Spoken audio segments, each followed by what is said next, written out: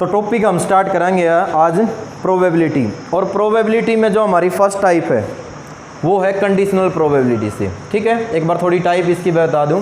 सबसे पहले हम इसमें कंडीशनल प्रोबेबिलिटी पढ़ेंगे, उसके बाद जो आगे हमारी प्रोबेबिलिटी का जो रूल आएगा वो आएगा मल्टीप्लिकेशन लॉ ऑफ प्रोबेबिलिटी। ठीक है, उसके बाद इंडिपेंडेंट और डिपेंडेंट, ये दो केस हम पढ़ेंगे प्रोबेबिलिटी में। और उसके बाद आएगा आपका टोटल लॉ ऑफ प्रोबेबिलिटी, फिर आएगा बेस थ्योरम, फिर आएगा हमारा रैंडम वेरिएबल, यानी कि प्रोबेबिलिटी डिस्ट्रीब्यूशन हम टेबल बनाएंगे। ठीक है, उसके बाद बर्नौली ट्रायल। लगभग ये 7-8 टाइप हैं आपकी टोटल प्रोबेबिलिटी की। मतलब कि है जो भी टॉपिक आपका आएगा उसी के अकॉर्डिंग आपने फॉर्मूले को याद रखना है और लगा देना है। आसान सा चैप्टर है, डिफ़िकल्ट नहीं है। डिफ़िकल्ट आपको तब लगेगा जब आप घर जाके रेक सम सोल्व करके नहीं देखोगे। तो फर्स्ट आपका जो टॉपिक है प्रोबेबिलिटी में वो है हमारा कंडीशनल प्रोबेबिलिटी। कंडीशनल प्रोबेबिलिटी, ठीक है। अब क्वेश्चन ये है कि ये कंडीशनल प्रोबेबिलिटी होता क्या है। सिंपल भाषा में मैं आपको बताऊं तो क्या होगा, अगर मान लिया हमारे पास दो इवेंट्स हैं, दो घटनाएं हैं, उनमें से एक घटना ऑलरेडी घटित हो चुकी हो और दूसरी की हमने प्रोबेबिलिटी निकालनी हो। ठीक है, तो ऐसी इवेंट्स को हम कंडीशनल इवेंट्स बोलते हैं, कंडीशनल प्रोबेबिलिटी बोलते हैं। तो क्या होगी डेफिनेशन इसकी, if E and F are two events, E और एफ क्या होगी हमारे पास, दो इवेंट्स होगी।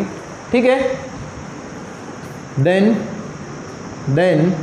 प्रोबेबिलिटी ऑफ, क्या हो गया भाई, मार्कर दूसरा है ऑफ अक्रेंस समझते हो ना, घटित होना।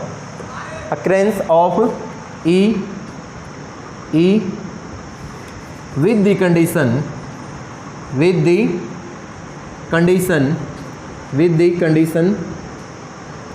f is already occurred, f जो है वो पहले ही घटित हो चुकी हो। ठीक है, and it is denoted by probability, marker दूसरा लेके आओ भाई, probability E by F is equal to probability E intersection F divide में probability F comma probability of F is non zero. This statement is known as conditional probability. This statement is known as conditional probability. याद रह जाएगा। क्या बताया हमने, अगर आपके पास E और F दो इवेंट्स हैं, एक इवेंट्स की आपने प्रोबेबिलिटी निकालनी है तो दूसरा ऑलरेडी अकर्ड, दूसरे की प्रोबेबिलिटी आपको पहले ही घटित मिलेगी और जिसकी निकालनी है वो आएगा ऊपर और जिसकी निकल चुकी है वो कहाँ आएगा, नीचे। तो क्या बोलेंगे इसको, प्रोबेबिलिटी ई बाय एफ बोलेंगे। मतलब जिसकी निकालनी है वो तो है ऊपर और एफ जो नीचे है इसका मतलब उसकी प्रोबेबिलिटी निकल चुकी है। फॉर्मूला क्या होगा, प्रोबेबिलिटी ई इंटरसेक्शन एफ और डिवाइड में क्या होगी, प्रोबेबिलिटी ऑफ एफ। याद रह जाएगा ना, बोलो। इसी के साथ साथ अब आपने याद क्या रखना है कि प्रोबेबिलिटी चाहे हम किसी भी चीज़ की निकाल लें, ई बाय एफ निकाल लें या एफ बाय ई निकालें, वो अलग बात है। होती क्या है, या तो होती है हमारी 0 या 0 से बड़ी, या होती है ये 1 या 1 से छोटी। पता है ना इस चीज़ का, तो 1 नंबर आप इसको डाल लें और 2 नंबर पे इसको डाल लें। ठीक है, पता है इस चीज़ का। उसके बाद अगर हम सम ऑफ प्रोबेबिलिटी की बात करें, ये वही बात है जो आपने +1 में याद रख रखी है। अगर सम ऑफ प्रोबेबिलिटी की बात करें, पी आई का मतलब आई इवेंट्स की प्रोबेबिलिटी है ये, और सम की हम बात करें तो i is equal to 1 to n। क्या होगा, 1 to n, और ये किसके इक्वल होगा हमारे पास, 1 के इक्वल, क्योंकि सम ऑफ टोटल प्रोबेबिलिटी क्या होता है, 1। जैसे मान लिया एक सिक्के को एक बार उछालते हैं तो हेड की प्रोबेबिलिटी कितनी है, टेल की कितनी है, 1/2, दोनों को जोड़ोगे कितना आ गया 1। एक डाई को एक बार उछाला, टोटल केस कितने बने 6, 1 2 3 4 5 6, प्रत्येक की प्रोबेबिलिटी कितनी है 1/6, सभी का सम करो कितना हो गया 1/6 प्लस 1/6 प्लस 1/6, 6 टाइम हो गया ये, तो 6/6 करोगे कितना हो गया 1। ठीक है, तो ये सारी की सारी वही बातें हैं जो आपने 11th क्लास में याद रख रखी हैं। उसके बाद इसी के साथ साथ आप ये भी याद रख सकते हैं, अगर मान लिया प्रोबेबिलिटी आपने निकालनी है नोट E/F, क्या निकालनी है नोट E/F, होता क्या है ये बताना 1 माइनस में प्रोबेबिलिटी E/F, याद हो जाएगा। ठीक है, हाँ भाई महेश, कंडीशनल प्रोबेबिलिटी समझ में आई। होता क्या है, अगर मान लिया E और F हमारे पास दो इवेंट्स हैं, दोनों में से एक की प्रोबेबिलिटी निकालनी है, एक ऑलरेडी घटित मिलेगा, वो अलग बात है, कई बार हमने E की निकालनी पड़ेगी, हो सकता है फिर F की निकालनी पड़े। अगर E की निकालनी है तो F ऑलरेडी अकर्ड मिलेगा, F की निकालनी है तो E ऑलरेडी अकर्ड मिलेगा, जिसकी निकालनी हो हाँ घटित होना होता है। ठीक है, उसके बाद अगर E की निकालनी है तो E/F, इसका मतलब F घटित हो चुका है, F की निकालनी है तो F/E हो जाएगा। फॉर्मूला क्या होगा, प्रोबेबिलिटी E इंटरसेक्शन है बाय में PF, जो यहाँ है वो नीचे आ जाएगा बस। इसको बोलते हैं कंडीशनल प्रोबेबिलिटी। इसी फॉर्मूले पे हम पूरी एक्सरसाइज करेंगे। ठीक है, नीचे वाले में हमने लिख रखा है प्रोबेबिलिटी का जो सम होता है वो या तो 0 होता है या 1 होता है या इसके बीच में आएगा। इसका मतलब है अगर I हमारे पास बहुत सारे इवेंट्स हैं, सबकी प्रोबेबिलिटी का हम सम करें तो वो क्या आएगा 1 आएगा, सबकी प्रोबेबिलिटी का सम क्या आएगा 1 आएगा। उसके बाद अगर नोट की हमने प्रोबेबिलिटी निकालनी हो तो 1 माइनस में से यस की प्रोबेबिलिटी हम क्या कर देंगे घटा देंगे। ठीक है, पता है ना इन चीज़ों का। उसी के साथ साथ आपने ये भी याद रखना होगा, अगर मैं प्रोबेबिलिटी E इंटरसेक्शन F निकालता हूँ तो इसी को प्रोबेबिलिटी F इंटरसेक्शन E भी हम कह सकते हैं, क्योंकि E इंटरसेक्शन F किसके बराबर होता है, F इंटरसेक्शन E होता है। ठीक है ना, commutative law in intersection, A intersection B किसके इक्वल होता है, B इंटरसेक्शन A के बराबर होता है, पता है इन चीज़ों का। उसके बाद अगर मान लिया हमने निकालना है प्रोबेबिलिटी F/E, तो F/E क्या हो जाएगा बताना, प्रोबेबिलिटी F इंटरसेक्शन E और डिवाइड में प्रोबेबिलिटी ऑफ E, यही हो जाएगा ना, बोलो। इसी के साथ साथ आपको ये फॉर्मूला तो याद होगा ही, प्रोबेबिलिटी A इंटरसेक्शन B, जो कि आपने +1 क्लास में भी याद किया था कि probability of A plus probability of B और माइनस में क्या होता है probability of A union B, पता है आया था, वहाँ n था, अगर आपको ध्यान हो तो नंबर ऑफ एलिमेंट था वहाँ पर, क्या है, तो कोई बात नहीं, इसको इस साइड लिया ये वहाँ चला जाएगा, दिक्कत क्या है उसमें। इसको ये भी तो लिख सकते हैं, और प्रोबेबिलिटी A यूनियन B क्या हो जाएगा बताना, probability of A plus probability of B और माइनस में probability of A intersection B, बोलो। ठीक है, याद रह जाएगा। इसी के साथ साथ और आपने क्या याद रखना है एक्सरसाइज के लिए, प्रोबेबिलिटी E यूनियन F और बाय में E F G कह दिया, चलो मैंने प्रोबेबिलिटी E यूनियन F और बाय में क्या कह दिया G, इसी के बेस से लिखूंगा मैं, क्या हो जाएगा प्रोबेबिलिटी E/G प्लस में क्या हो जाएगा प्रोबेबिलिटी F/G माइनस में क्या हो जाएगा प्रोबेबिलिटी E इंटरसेक्शन F और बाय में क्या हो गया G, बोलो। हाँ पूरे के डिवाइड में है, तो probability E union F by में G क्या होगा प्रोबेबिलिटी E/G प्लस में प्रोबेबिलिटी F/G माइनस में प्रोबेबिलिटी E इंटरसेक्शन F और बाय में क्या हो जाएगा G, याद रह जाएंगे ये रिजल्ट्स, बोलो। तो इन रिजल्ट्स के बेस पे कंप्लीट एक्सरसाइज है आपकी, जिसका नाम है एक्सरसाइज 13.1। आसान एक्सरसाइज है, अगर सारी चीज़ें आपको समझ में आ गई हैं, स्टेटमेंट को आप अच्छे से समझ लेंगे तो कुछ भी नहीं है क्वेश्चन में।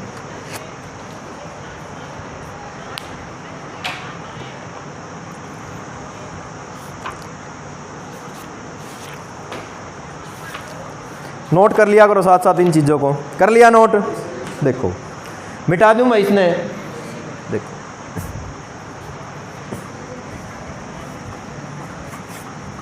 अब क्वेश्चन करोगे तो क्वेश्चन बड़े आसान लगेंगे आपको, नीचे वाला रहने दो। देखो स्टेटमेंट पे ध्यान दो एक बार, क्वेश्चन नंबर फर्स्ट पे क्या कहा इसने, गिवन दैट दिया है कि E and F are event such that probability of E कितनी दे रखी है 0.6, probability of F 0.3 and probability E intersection F कितना दे दिया 0.2। Find probability E by F and F by E. बहुत सिंपल सा क्वेश्चन है। ई और एफ दो इवेंट्स दे रखे हैं। इसने कहा, क्वेश्चन नंबर फर्स्ट की मैं बात कर रहा हूं भाई, प्रोबेबिलिटी जो ई की है, जो ई की प्रायिकता है वो है 0.6 एंड प्रोबेबिलिटी जो एफ है, प्रोबेबिलिटी जो एफ है वो कितनी है 0.3, ठीक है। And probability E intersection F, E intersection F की मैं बात करूं तो वो है मेरे पास कितनी 0.2। निकालना क्या है मैंने निकालना है probability E by F and probability F by E. इनकी वैल्यू को मैंने क्या करना है, फाइंड आउट करना है, यही है ना। तो ध्यान दो, मैं पहले इसकी बात करता हूँ। प्रोबेबिलिटी ई बाय एफ वो क्या जाएगा, प्रोबेबिलिटी ई इंटरसेक्शन एफ और डिवाइड में क्या आ गया प्रोबेबिलिटी एफ, ठीक है। तो प्रोबेबिलिटी ई इंटरसेक्शन एफ है कितना बोलो 0.2, डिवाइड में प्रोबेबिलिटी एफ कितना है 0.3। आपको पता है कि अगर सेम डिजिट के बाद पॉइंट हो तो डायरेक्ट पॉइंट से पॉइंट को कैंसिल कर दिया करो, अगर सेम डिजिट के बाद है तो। सिंपल सी बात है कैलकुलेशन की। अगर ये होता 0.2 डिवाइड में कितना होता 0.13, तो 0 लगा देते हैं हम यहाँ और फिर कैंसिल कर देते हैं, ठीक है। तो आंसर आ गया बस हमारा, कितना आ गया आंसर 2/3। कर लोगे। अगला पार्ट इसका क्या निकालना है, probability F by E. Formula बताएं क्या हो जाएगा, प्रोबेबिलिटी एफ इंटरसेक्शन ई और डिवाइड में क्या हो गया प्रोबेबिलिटी ई। तो प्रोबेबिलिटी एफ इंटरसेक्शन ई कितना है बोलो 0.2, डिवाइड में प्रोबेबिलिटी ई कितना है 0.6, तो कितना आ गया सोल्व होके ये 2/6 और 1 और 3 कितना आ गया सोल्व होके 1/3। कर लोगे, बोलो। उसके बाद देखिए नेक्स्ट क्वेश्चन, अगला क्वेश्चन देखो, क्वेश्चन नंबर 2 स्टेटमेंट पे ध्यान हो सभी का। इसने कहा कि compute probability A by B, A oblique B भी बोल देते हैं। अगर पी बी दे रखा है कितना 0.5 और इंटरसेक्शन दे रखी है, तो to find probability A by B, ठीक है। इफ प्रोबेबिलिटी ऑफ बी कितनी है 0.5 और probability of A intersection B कितनी दे रखी है 0.32, ठीक है। क्या हो गया केशव, निकालना है हमने probability A by B. Formula है प्रोबेबिलिटी ए इंटरसेक्शन बी और डिवाइड में प्रोबेबिलिटी ऑफ बी, यही है। तो प्रोबेबिलिटी ए इंटरसेक्शन बी कितना है बताओ, और प्रोबेबिलिटी ऑफ बी कितना है 0.5। तो सीधी सी बात है, हमने एक 0 और लगा दिया, कितना हो गया ये 32 बाय में 50, 2 पे कैंसिल कर दो, 16 बाय में 25, तो कितना हो गया 16/25, आंसर आ गया। कर लोगे।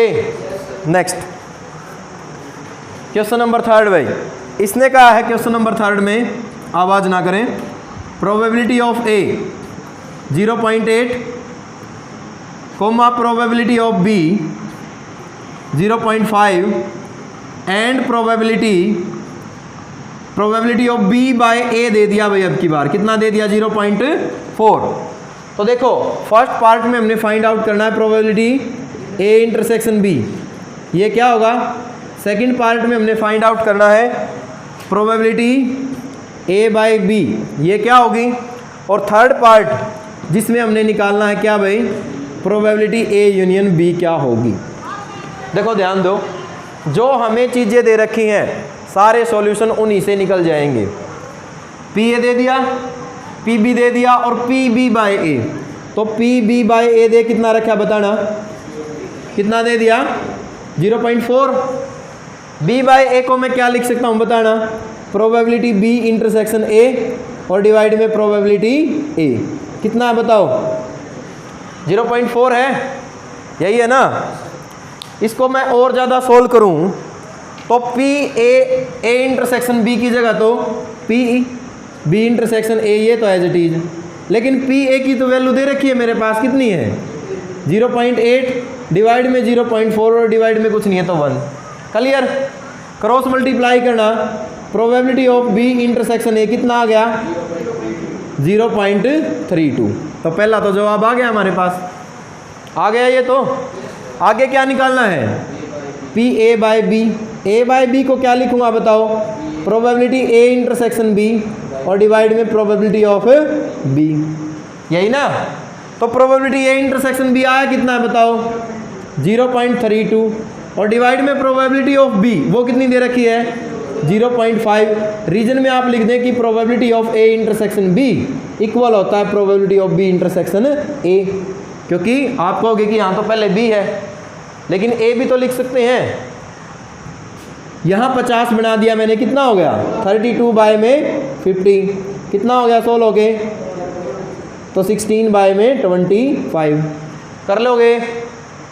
बोलो अगले में क्या निकालना, अगले पार्ट में प्रोबेबिलिटी ए यूनियन बी होता क्या है बोलो, probability of A plus probability of B minus probability A intersection B. तो वैल्यू ऑफ पी ए कितना बोलो 0.8 प्लस पी बी कितना है 0.5 माइनस में प्रोबेबिलिटी ए इंटरसेक्शन बी कितना है बोलो 0.32। कितना हो गया भाई ये बताना, इन दोनों को ऐड करो कितना हो गया 1.3, 0 लिख सकता हूँ, माइनस 0.32 घटाइए 8, कितना हो गया हाँ 0.98 कर लोगे। बोलो ध्यान रखें जब भी आपका आंसर निकले या तो 0 निकले या 0 से बड़ा, या 1 निकले या 1 से छोटा। अगर इनसे बाहर वैल्यू आ गई ना तो समझ लेना क्वेश्चन गलत कर दिया तुमने, ठीक है। क्योंकि सम हमारे पास जो प्रोबेबिलिटी होती क्या वो या तो 0 होती है या 1 होती है। 10th क्लास एक्सरसाइज जो हमारी 15.1 थी उसी में हमने पढ़ा था, जो क्वेश्चन नंबर 1 था उसका 3rd या 4th पार्ट था, कि एक ऐसी घटना जिसका घटित होना क्या हो निश्चित हो उसकी प्रोबेबिलिटी 1 होती है, एक ऐसी घटना जिसका घटित होना क्या हो अनिश्चित हो घटे ही ना उसकी प्रोबेबिलिटी 0 होती है। यही पढ़ा था ना। तो इसका मतलब प्रोबेबिलिटी या तो 0 होगी या 1 होगी या इसके बीच में होगी।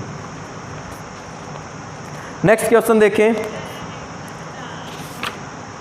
Question number 4। देखो थोड़ा लंबा सफ़र ज़रूर है प्रोबेबिलिटी का, क्वेश्चन ज़्यादा ज़रूर हैं, लेकिन प्रैक्टिस करोगे तो आपको डिफ़िकल्ट नहीं लगेगी।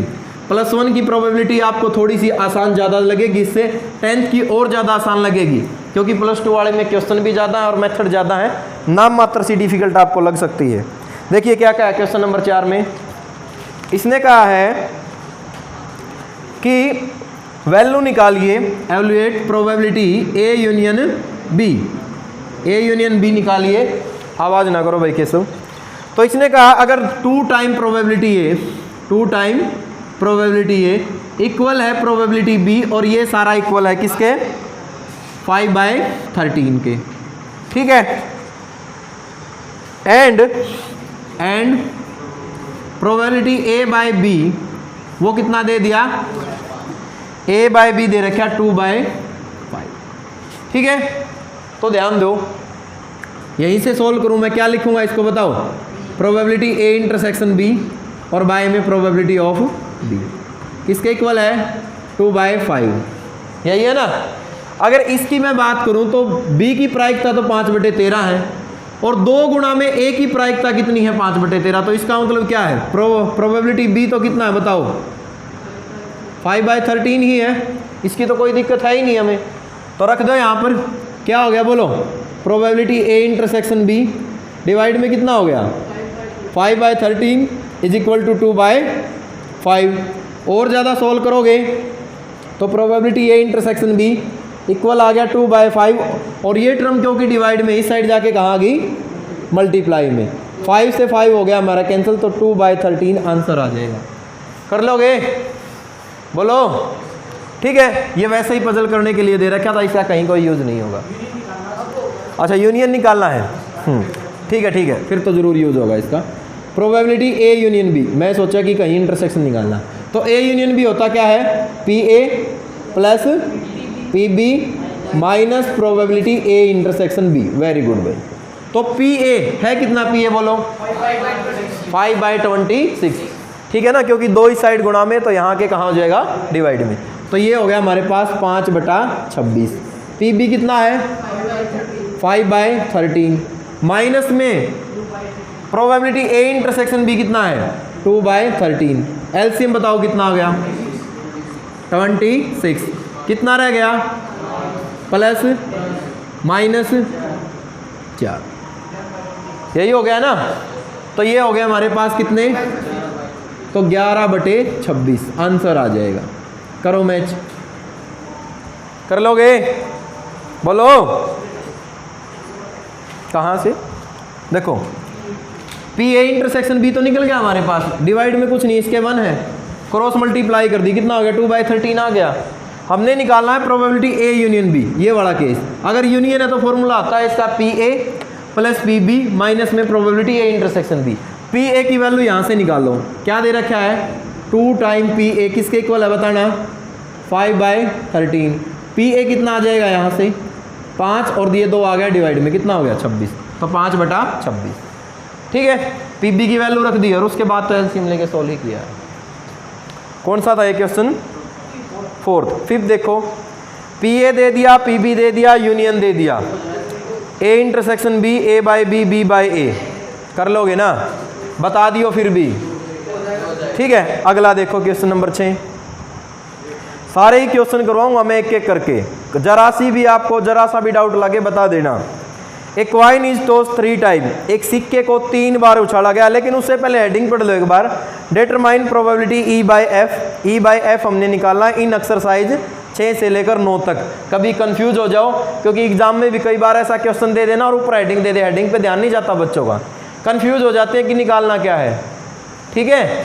तो प्रोबेबिलिटी ई बाई एफ हमने प्रत्येक केस में निकालना, ई अलग दे रखा है, एफ अलग दे रखा है, तो 6 के 3 पार्ट हैं। देखिए भाई, सैंपल स्पेस में क्या क्या है बताओ, उसने क्या क्या है सैंपल स्पेस में बताओ।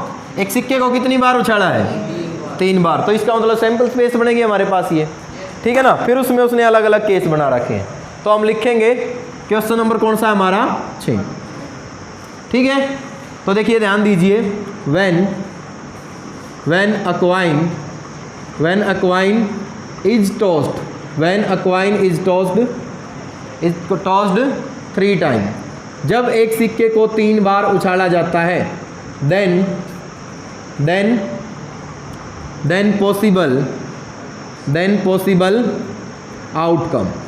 possible outcome, ठीक है।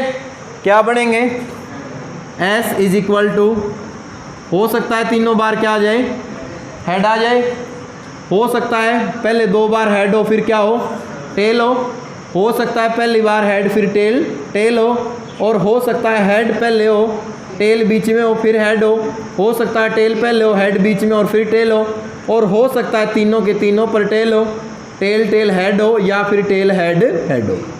यही ट्रिक बताई थी आपको +1 में ही कि तीनों वाले से स्टार्ट कर लिया करो, चाहे पहले तीनों टेल ले लो या तीनों हेड ले लो, एक एक हेड को घटाते जाएं, एक फिर इसमें 2 घट गए, इसमें क्या आ गया, एक बार टेल को बीच में ले लो, एक बार हेड को बीच में ले लो, तीनों टेल ले लो और एक एक कम करते जाओ, यही हो गया ना, बोलो। आगे देखो उसने क्या कहा है, पहला केस भाई, पहला पार्ट इसका, फर्स्ट पार्ट की मैं बात कर रहा हूँ, क्या है टोटल आउटकम।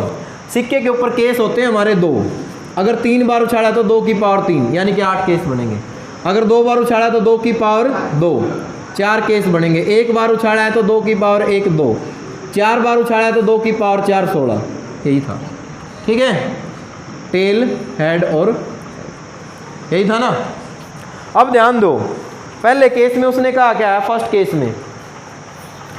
केस में उसने कहा कि ई हेड ऑन थर्ड टोस, ई क्या कहता है कि हेड ऑन थर्ड टोस, ई क्या कहता है हेड ऑन थर्ड टोस, यही ना।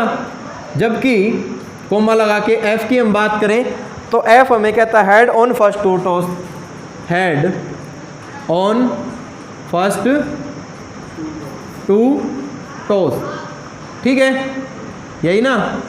तो देखो भाई, पहले मैं बात करता हूँ ई की। ई में क्या क्या बनेंगे, क्या क्या बन गया, हेड, पहले हेड ऑन थर्ड टोस, तीसरे टोस पे हेड, तो एच एच एच भाई, ये तो नहीं होगा, ये भी नहीं होगा, ये होगा H T H, T T H और टी एच एच, यही होगा। एफ की अगर मैं बात करूं तो एफ में क्या कहा है कि हेड ऑन फर्स्ट 2 टोस, पहले 2 टोस पे हेड, तो हेड हेड हेड और एक और मिलेगा आपको, ये रहा हेड हेड और टेल। निकालना क्या है हमने, क्या निकालना बोलो, probability E by F. E by F होता क्या है, probability E intersection F divide में प्रोबेबिलिटी एफ। तो ध्यान दो, मेरी बात की तरफ ध्यान देना। प्रोबेबिलिटी एफ तो मैं आसानी से निकाल लूँगा यहीं से। केस कितने, 1 और 2, टोटल कितने हैं 8, तो कितना हो गया 2/8। ये बात समझ में आई, बोलो समझ में आ गया तनीषा ये। उसके बाद ई इंटरसेक्शन एफ और निकाल लो।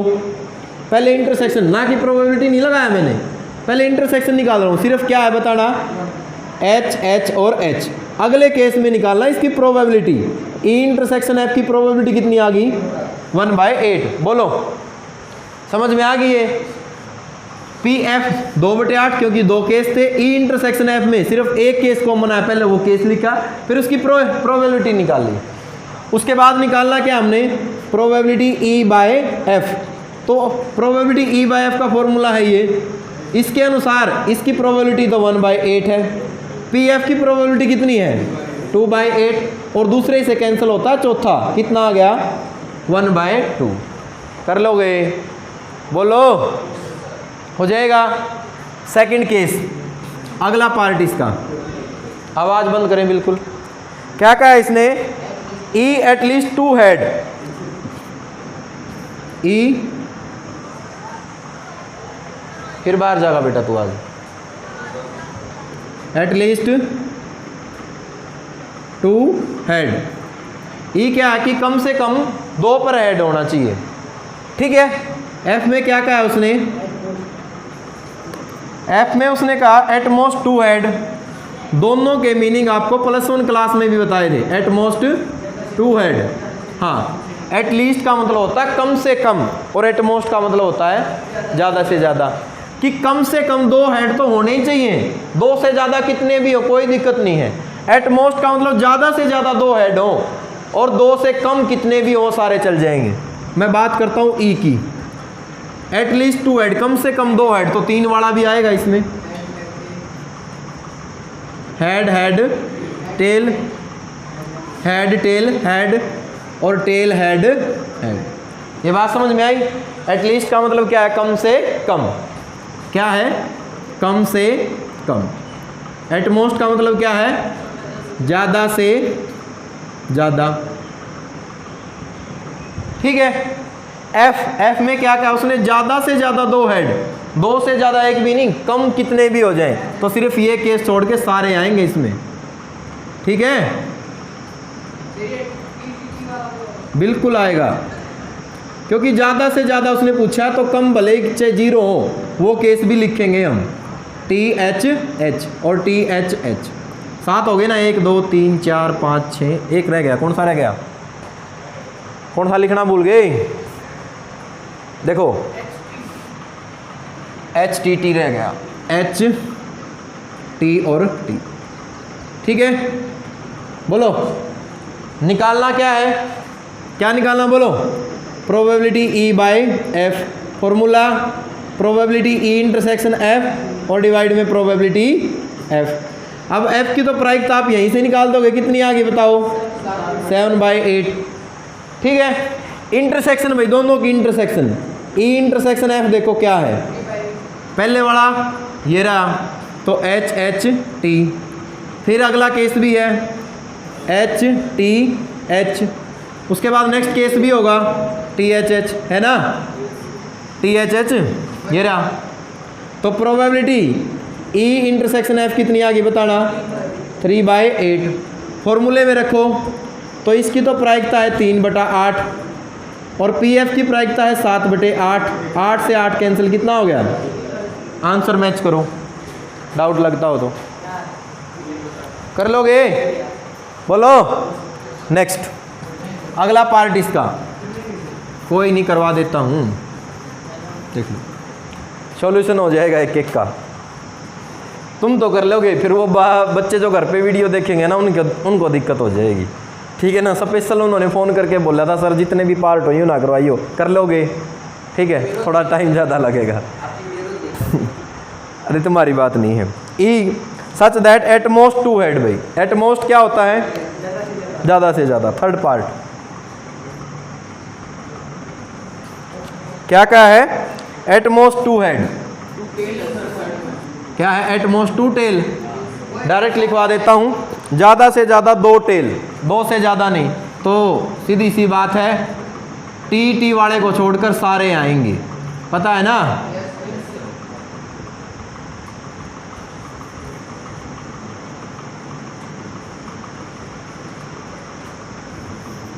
क्या होगा, टी एच और एच, ठीक है। एफ में बताओ क्या क्या, एफ में एटलीस्ट 1 टेल, कम से कम 1 टेल, एक से ज़्यादा कितने भी हों। तो एच एच टी, कम से कम एक पूछा है ना, एक से ज़्यादा कितने भी हों।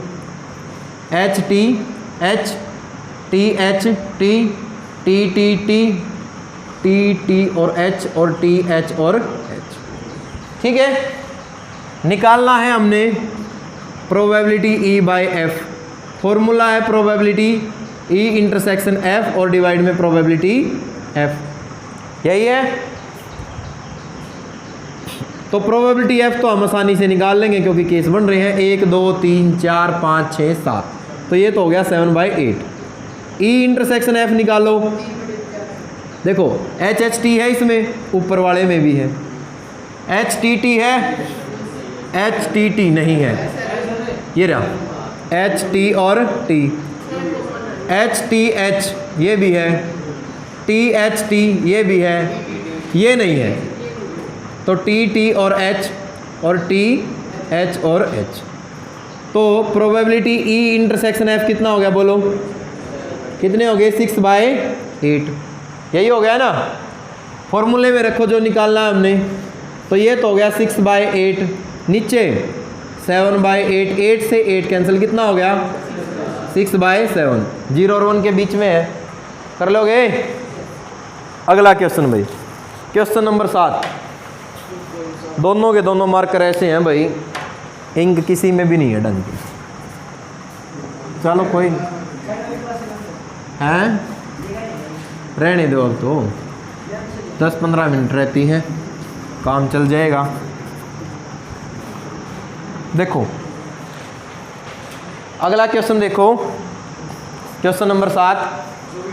2 कॉइन आर टॉस्ड वंस, 2 सिक्कों को एक साथ उछाला गया है। Where E tail appear on 1 coin, एक कॉइन के ऊपर टेल आता है। एफ 1 कॉइन शोज हेड, एक कॉइन जो है हेड शो करता है। देखो तो सीधी सी बात है, क्वेश्चन नंबर 7 डिटेल में लिखोगे आप भी एक एक चीज़।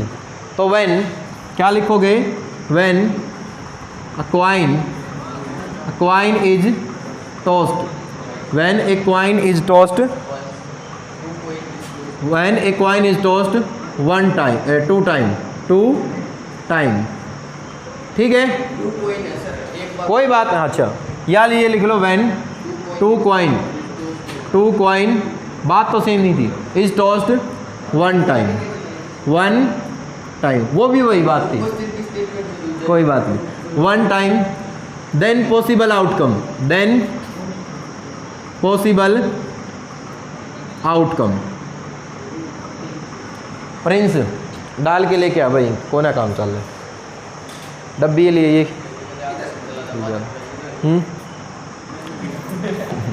देखो जब दो सिक्कों को एक साथ उछाला जाता है तो सैंपल स्पेस में देखो, दोनों के ऊपर हेड टेल, टेल हेड और टेल, ये केस बनेगा। अब फर्स्ट पार्ट की मैं बात कर रहा हूँ, क्या कहा फर्स्ट पार्ट में, ई टेल अपीयर ऑन 1 कॉइन, एक कॉइन के ऊपर टेल आना चाहिए। तो ई देखो वो हो सकता है पहले कॉइन के ऊपर हेड हो दूसरे पे टेल हो, और पहले पे टेल दूसरे पे क्या हो, हेड हो। एफ क्या कहता है, क्या है, वन कॉइन शोज हेड, एक कॉइन के ऊपर हेड आए, तो ये भी यही केस होंगे, हो सकता है पहले पे आ जाए और दूसरे पे। निकालना क्या है बताओ, probability E intersection F, probability E by F क्या होता है formula, probability E intersection F और डिवाइड में प्रोबेबिलिटी ऑफ एफ, यही होता है ना। तो इंटरसेक्शन की प्रायिकता बोलो क्या है, सेम है, सेम है, कितनी होगी 2/4। पी एफ की प्रोबेबिलिटी कितनी है बोलो, 2/4। सोल्व हो गया, कितना आ गया, आंसर चेक करो, कर लोगे। सेकंड पार्ट, ई नो टेल अपीयर, कि टेल ना आए भाई। देखो ई क्या कहता है कि टेल आए ही ना, तो इसका मतलब सिर्फ क्या है उसमें, हेड हेड है। पी एफ, एफ क्या कहता है, नो हेड अपीयर, हेड नहीं आना चाहिए। देखो पहले में उसने क्या कहा था, नो टेल अपीयर, और अगले में क्या कहा है, नो हेड अपीयर, तो इसमें क्या होगा, टेल टेल। तो इंटरसेक्शन की प्रोबेबिलिटी कितनी हो जाएगी, तो इंटरसेक्शन की प्रोबेबिलिटी होगी 0। तो इसका मतलब प्रोबेबिलिटी ई बाई एफ भी कितना हो गया हमारा, क्योंकि ऊपर इंटरसेक्शन आना 0, डिवाइड में चाहे कुछ भी हो हमारे पास 1/4 है डिवाइड में, तो 0 डिवाइड 1/4 0 ही होगा। समझ में आया या नहीं आया है, आपने डिटेल में करना है इसको, कभी आप भी डायरेक्ट आंसर लिख दे। पहले आप ई बाई एफ निकालोगे, जिसका फॉर्मूला होगा पी ई इंटरसेक्शन एफ। क्या समस्या लास्ट बेंच, मतलब ई बाई एफ का फॉर्मूला लगाओगे आप, probability E intersection F by में प्रोबेबिलिटी ऑफ एफ, उसके बाद प्रोबेबिलिटी ऑफ जो एफ है वो है हमारे पास 1/4, लेकिन इंटरसेक्शन की प्रोबेबिलिटी 0, तो 0 डिवाइड 1/4 क्या हो जाएगा, 0। अगला देखें भाई, ए डाई इज थ्रोन 3 टाइम, एक डाई को जो है 3 बार उछाला गया है। ई 4 अपीयर ऑन थर्ड टॉस, कि तीसरे टॉस के ऊपर 4 आए, तीसरे टॉस के ऊपर क्या आए, 4 आए। और एफ क्या कहता है, 6 and 5 appear respectively on first 2 toss, के 6 और 5 पहले 2 पर आना चाहिए, 3 रे पर चाहे 1 आ जाए, 2 आ जाए, 3 आ जाए, 4 आ जाए, 5 आ जाए, 6 आ जाए, कोई चक्कर नहीं है। तो देखो ध्यान दो, जब एक डाई को 3 बार उछालोगे तो सैंपल स्पेस में एलिमेंट कितने बनेंगे,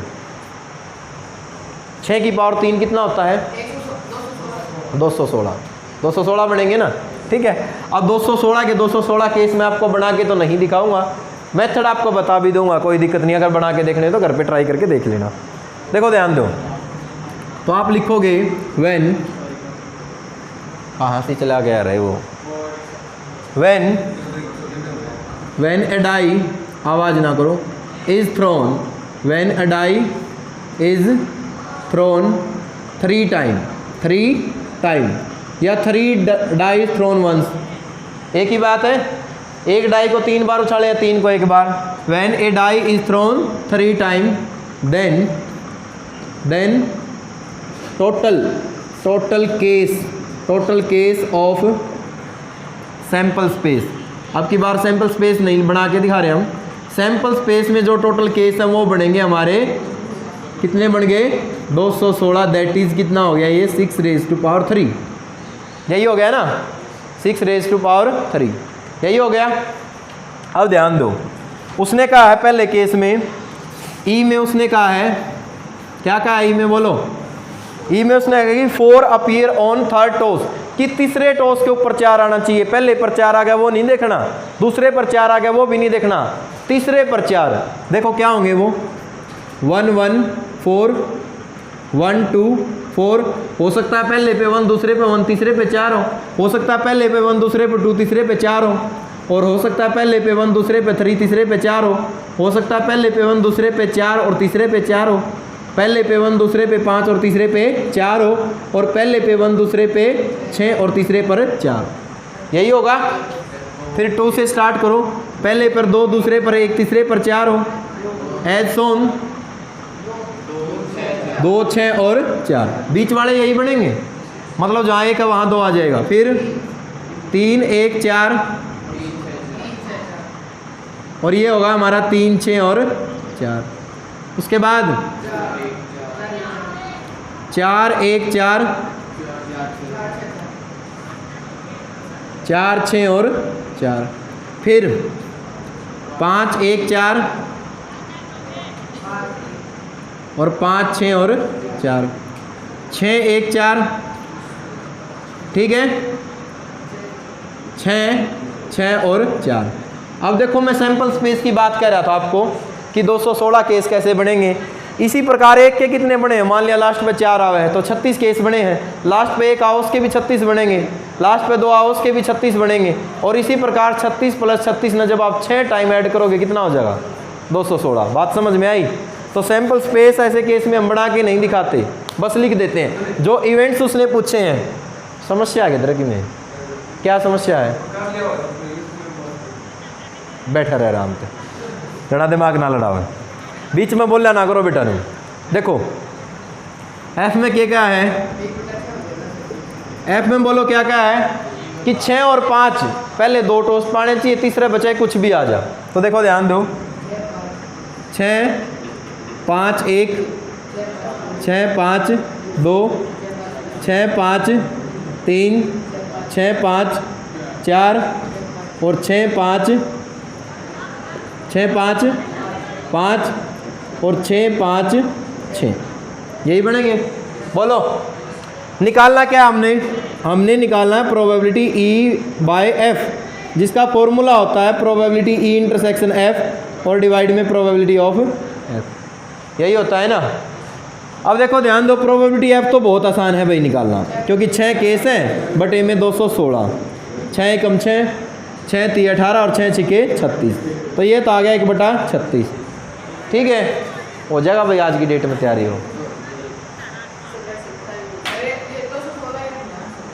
है भाई 216, कोई बात नहीं। E intersection F, E intersection F, देखो जिसका लास्ट में 4 हो सिर्फ वो केस देखो कितना है वो 6, 5 और 4। तो प्रोबेबिलिटी E इंटरसेक्शन F कितनी आ गई बताइयो 1/216। ठीक है, यही आ गई ना। निकालना क्या है प्रोबेबिलिटी E/F, फॉर्मूला है प्रोबेबिलिटी E इंटरसेक्शन F 1/216 और बाय में PF कितना है, ये है हमारे पास 6/216। ठीक है, दूसरे से चौथा हो जाता है कैंसिल, कितना आ गया 1/6, आंसर आ गया। कर लोगे? अच्छा ये सैंपल स्पेस का चक्कर समझ में आया 216 केस, ठीक है ना, क्योंकि हमने लास्ट में 4 वाले केस करके देखे 36 बने हैं, लास्ट में 1 वाला केस करके देखोगे 36, 2 वाले 36, 3 वाले 36, 5 वाले 36, 6 वाले 36, तो सब ने जोड़ोगे कितने हो जाएंगे 216। लेकिन सोच के देखो अगर 216 केस बनाओ और ये पूरा बोर्ड भी शायद काम छोटा पड़ जाए। ठीक है, अगला देखें क्वेश्चन नंबर 9 भाई। Mother father and son line up at a random for a family picture. E son on one and F father in middle. एक मदर है, फादर है और सन है, वो एक फैमिली पिक्चर के लिए खड़े हैं भाई। ठीक है, तो इसने इवेंट्स को अलग अलग बनाया है।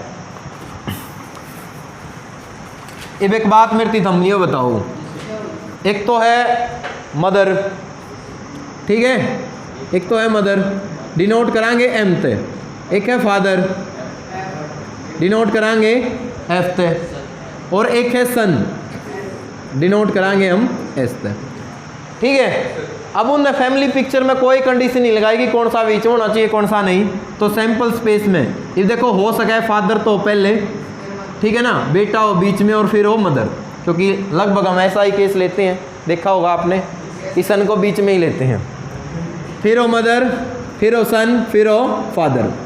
अब हो सकता है हमारा सिरे पर क्या हो गया मदर और फादर हो गए। एस को ले लो, एस ले लिया हमने पहले, फिर एफ ले लिया, फिर एम ले लिया, एम ले लिया, एफ ले लिया और एस ले लिया। अब क्या रह गया बोलो, सिरे के ऊपर एम नहीं, एस को बीच में ले लिया, एफ को ले लिया, रह क्या गया एम, एम रह गया। S M F F M S. इसके अलावा कैसे वो खड़े हो सकते हैं? नहीं हो सकते ना। ऐसा केस ना सोचियो, क्योंकि खड़े हैं वो, कभी नहीं सोचो लड़का ने गोदी में ले लेंगे, ठीक है ना, ऐसा नहीं है। क्या कहा है उसने कि सन ऑन वन एंड, ई में उसने कहा कि सन जो है एक सिरे के ऊपर खड़ा है, तो सन इस केस में नहीं है, इसमें नहीं है, इसमें S F M, M F S, S M F और एफ एम एस, यही है। एफ में उसने कहा है कि फादर इन मिडल, कि पिता जो है वो बीच में है, तो बीच में पिता भाई ये रहा, एस एफ एम और एम एफ और एस। क्वेश्चन भले ही आपको बकवास सा लग रहा है, लेकिन HBSC में 2 नंबर में आता है, बहुत बार आया है ये। निकालना क्या है? प्रोबेबिलिटी E बाय एफ, जिसका फॉर्मूला होता है प्रोबेबिलिटी E इंटरसेक्शन एफ और बाय में प्रोबेबिलिटी ऑफ एफ, यही होता है ना। तो E इंटरसेक्शन एफ तो दोनों ही केस में है, कितना हो गया बोलो? 2/6 या 2/4? 6 होगा, क्योंकि 6 केस है। पी एफ में 2 है तो कितना हो गया? गड़बड़ लिख दी क्या हमने? नहीं, इंटरसेक्शन करो। इंटरसेक्शन में क्या है? इंटरसेक्शन में तो 2 थे, एफ में क्या है? एफ में भी 2 ही है, तो 2/6। देखना आंसर 1 है, कुछ गलत सा लगा भाई, 1 ही है, तो ठीक है, फिर हम कर लोगे, बोलो। तो काफ़ी है आज के लिए इतना। तो ये आपकी लगभग वो टाइप हो गई है जो कि बिल्कुल इंट्रोडक्शन था। अब कल वाले क्वेश्चन में थोड़ा सा नाम मात्रा सोचना पड़ेगा आपको, ज़्यादा नहीं, नाम मात्र सा, ठीक है। मतलब एक एक्सरसाइज में लगभग हमारे 2 दिन लगेंगे। टोटल 5 एक्सरसाइज हैं, 10 दिन में चैप्टर पूरा करवा दूंगा आपका। हाँ हो जाएगा, मिसलेनियस भी हो जाएगी।